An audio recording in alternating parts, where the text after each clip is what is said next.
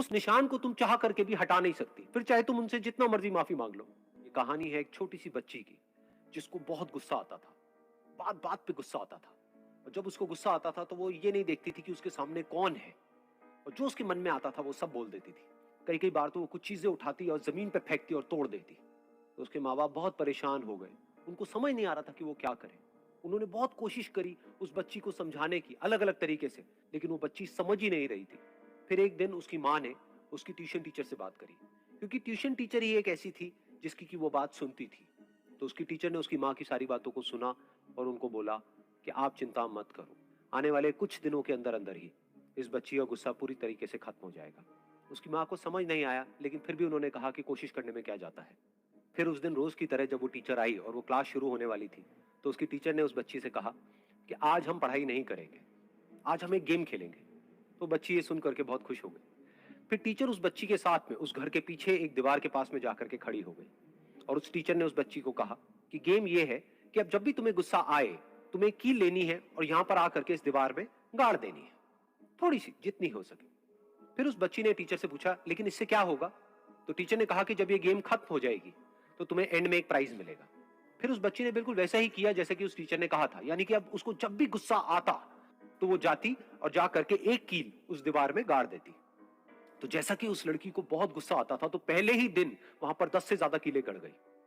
लेकिन उन कीलों को गाड़ने के लिए उसको बार बार पीछे जाना पड़ता और जा करके उस कील को गाड़ना पड़ता। तो उसके दिमाग में आया कि जितनी मेहनत मैं लगाती हूं उस कील को गाड़ने में, उससे कम मेहनत में मैं अपने गुस्से को कंट्रोल कर सकती हूँ। अगले दिन 8 कीलें गड़ी, उसके अगले दिन 6, फिर 4, फिर 3, फिर 2, फिर 1। फिर एक ऐसा भी दिन आया जब एक भी बार उसको गुस्सा नहीं आया और एक भी कील उस दीवार में नहीं गड़ी, और वो बच्ची बहुत खुश हो गई। खुशी खुशी वो अपनी टीचर के पास में गई और जाकर के उनको बताया कि देखो मैम, आज मैंने एक भी कील उस दीवार में नहीं गाड़ी है, क्योंकि मेरे को एक बार भी गुस्सा नहीं आया है। तो मैम ने उसको थोड़ी सी शाबाशी दी और मैम उसके साथ में उस दीवार के सामने जाकर के खड़ी हो गई। अब मैम ने उस बच्ची को कहा कि गेम अभी खत्म नहीं हुई है, अब तुम्हें क्या करना है कि जिस भी दिन तुमको बिल्कुल भी गुस्सा नहीं आता है, उस दिन के एंड में तुम एक कील को इस दीवार से निकाल दोगी। तो बच्ची ने वैसा ही किया, लेकिन क्योंकि कीलें बहुत ज्यादा थी, तो 1 महीने से भी ज्यादा टाइम लग गया उन सारी कीलों को बाहर निकलने में। लेकिन एक दिन ऐसा भी आया जब सारी कीलें उस दीवार से बाहर निकल गई। फिर वो बच्ची बहुत ही खुश होकर के अपनी टीचर के पास में गई और जाकर के बोला कि अब उस दीवार में एक भी कील नहीं है। तो उसकी टीचर उस बच्ची के साथ में उस दीवार के सामने जाकर के खड़ी हुई, उसने देखा कि एक भी कील नहीं है दीवार में। फिर उसको उसकी एक फेवरेट चॉकलेट गिफ्ट करी और बोला कि तुम इस प्राइज को जीत गई हो। बच्ची बहुत ही खुश हो गई। फिर टीचर ने उस बच्ची से पूछा कि क्या तुमको इस दीवार में कुछ नजर आ रहा है? तो बच्ची ने कहा नहीं मैम, इसमें तो कुछ भी नहीं है, सारी कीलें निकल चुकी हैं। तो उस टीचर ने कहा एक बार ध्यान से देखो, शायद कुछ नजर आए। तो उस बच्ची ने दोबारा देखा और कहा वो जो कीलें मैंने गाड़ी थी उसके कुछ निशान मुझे नजर आ रहे हैं दीवार में। जब बच्ची ने ये देख लिया, फिर उसकी मैम ने उस बच्ची को कहा जैसे तुमने इस दीवार में कील गाड़ी और अब तुम उस कील को तो निकाल सकती हो लेकिन उसके निशान को नहीं मिटा सकती, ठीक इसी तरह से होता है जब तुम गुस्सा करती हो। जब तुम गुस्सा करती हो अपने माँ बाप पे या किसी पे भी, तो उनके दिल पर चोट लगती है, उनको दर्द होता है और वहां पर एक निशान रह जाता है। उस निशान को तुम चाह करके भी हटा नहीं सकती, फिर चाहे तुम उनसे जितना मर्जी माफी मांग लो। ये सुनकर बच्ची को अपनी गलती का एहसास हुआ और वो रोने लगी, और वो भागती हुई गई और अपनी माँ के पास में जाकर के उनसे गले लग गई और अपनी माँ को बोली कि मम्मा, मैं आज के बाद कभी गुस्सा नहीं करूंगी, मुझे समझ आ गया मैंने क्या गलती करी। और उस दिन के बाद उस बच्ची ने कभी गुस्सा नहीं किया। अहंकार से भी खराब चीज होता है गुस्सा।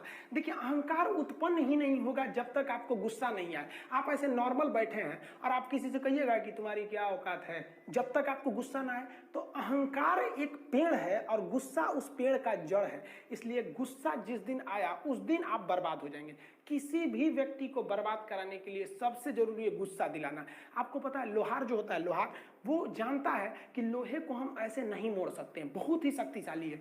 इसलिए लोहार ना इस लोहे को ना आग में डाल के इसे गुस्सा दिलाता है। जब ये गुस्से से लाल हो जाता है ना, तो जहां गुस्सा आया आप अपनी ताकत खो देते हैं, और ये लोहा अपनी ताकत खो देता है और एक मामूली हथौड़े के चोट से लोहा मुड़ जाता है। तो जिस दिन आपको गुस्सा आ गया, समझ जाइए कि आप अपनी ताकत खो रहे हैं। जीवन में ना अपने अंदर से अहंकार बिल्कुल निकाल दीजिएगा। अहंकार बहुत ही खराब चीज है। कहते हैं कि अहंकार में इंसान को इंसान नहीं दिखता, और छत पे चढ़ जाओ तो खुद का मकान नहीं दिखता। अहंकार नहीं करना चाहिए। छत को बहुत गुरूर था छत होने का, एक मंजिल और बनी और छत छत फर्श हो गया।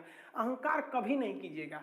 तूफान ज्यादा होती है तो कश्ती डूब जाती है, और घमंड ज्यादा हो जाती है तो हस्ती डूब जाती है। जिस दिन आपको घमंड होने लगे ना अपने आप के ऊपर कि हम बहुत बड़े हो गए हैं, हम बहुत पढ़ लिए हैं, हम बहुत सक्सेसफुल मैन हो गए, हम बहुत बड़े बिजनेसमैन, हम बहुत, मतलब जिस दिन आपको घमंड हो गया ना, उस दिन आप शमशान घाट में जाके देखिएगा, आपसे नायाब लोग, आपसे अच्छे अच्छे लोग वहां खाक बन गए।